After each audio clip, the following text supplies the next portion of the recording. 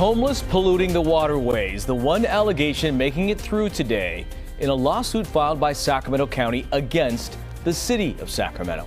Thanks for joining us here at 10. I'm Tony Lopez. And I'm Hunter Sowards. Today's decision means a lawsuit to crack down on homeless is being scaled back. Your reporter, Madison Keevy for Sacramento County, getting answers for us on what's sticking around. And Madison, what isn't? Yeah, I mean, this one, really, you don't expect the words fish and game code. You know, you don't really think about them when you're talking about the homeless crisis here. It's a loophole, though, maybe from the city's perspective, but the DA sees it as a solution.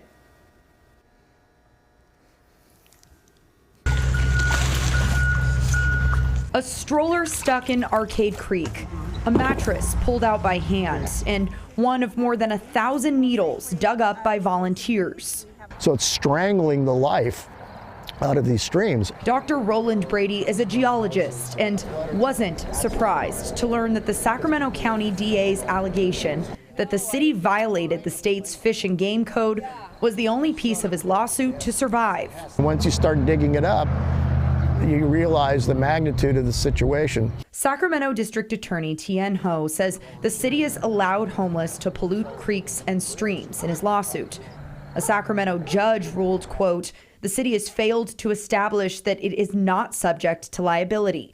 Ho argued two other points: that the city created a public nuisance by allowing homeless camps to stay on public property and violated the state's water code by allowing waste from encampments to end up in area rivers.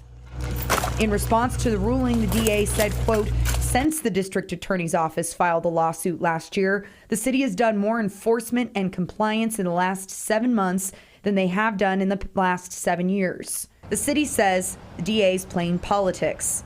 Quote, while the DA may attempt to amend his complaint, the city is imploring him to do the right thing and bring this case to an end. This encampment of tents that's been built here within the last month since I was last here.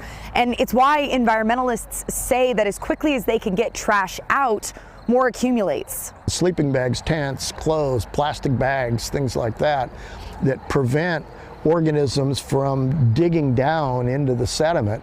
It comes down to volunteers like the River City Waterway Alliance to do the bulk of water cleanups. Now, volunteers who do this work, by the way, are adamant that they aren't there to displace or remove people's belongings. It's an issue all around because housing is still in short supply. And that's something they are very, specific about, that they work with anybody that lives out there to help them take care of what is theirs and what they do want to get rid of. So where does this go next? Because the city and county have been like this, right? So is there common ground?